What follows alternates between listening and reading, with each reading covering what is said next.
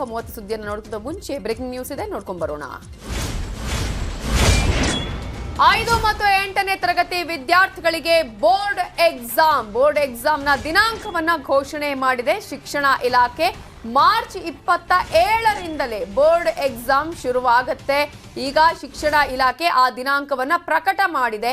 5 ಮತ್ತು 8ನೇ ತರಗತಿ ವಿದ್ಯಾರ್ಥಿಗಳಿಗೆ ಮುಂದೆ ಬೋರ್ಡ್ ಎಕ್ಸಾಮ್ ಇರುತ್ತೆ. ಈಗ ಹೈಕೋರ್ಟ್ಗೆ ಕೂಡ ಹಾಕಲಾಗಿತ್ತು, ಇದೇ ವಿಚಾರಕ್ಕೆ ಸಂಬಂಧಪಟ್ಟ ಹಾಗೆ ಅಪೀಲ್ ಮಾಡಲಾಗಿತ್ತು. ಆದರೆ ಈಗ ಅದಕ್ಕೆ ಮಾನ್ಯತೆಯನ್ನು ಕೊಟ್ಟಂತಹ ಹಿನ್ನೆಲೆಯಲ್ಲೇ ಬೋರ್ಡ್ ಎಕ್ಸಾಮ್ ದಿನಾಂಕವನ್ನ ಘೋಷಣೆ ಮಾಡಲಾಗಿದೆ. 5ನೇ ತರಗತಿಗೆ ಮಾರ್ಚ್ 27ರಿಂದ ಮಾರ್ಚ್ 30ರವರೆಗೆ ಪರೀಕ್ಷೆ ಇದ್ರೆ, 8ನೇ ತರಗತಿಗೆ ಮಾರ್ಚ್ 27ರಿಂದ ಏಪ್ರಿಲ್ 1ರವರೆಗೆ ಮೌಲ್ಯಾಂಕನ ಪರೀಕ್ಷೆ ಇರಲಿದೆ. 27ರಂದು ಪ್ರಥಮ ಭಾಷೆ, 28ರಂದು ದ್ವಿತೀಯ ಭಾಷೆಯ ಪರೀಕ್ಷೆ ಇರಲಿದ್ದು ಬೋರ್ಡ್ ಎಕ್ಸಾಮ್ ದಿನಾಂಕವನ್ನ ಘೋಷಣೆ ಮಾಡಲಾಗಿದೆ. 5 ಮತ್ತು 8ನೇ ತರಗತಿಯ ವಿದ್ಯಾರ್ಥಿಗಳಿಗೆ ಬೋರ್ಡ್ ಎಕ್ಸಾಮ್ ಬೇಕಾ ಬೇಡವಾ, ಈ ಸಂದರ್ಭದಲ್ಲಿ ಅವಶ್ಯಕತೆ ಇದೆಯಾ, ಹೀಗೆ ನೂರಾರು ಪ್ರಶ್ನೆಗಳಿತ್ತು, ಚರ್ಚೆಗಳು ಇದ್ವು.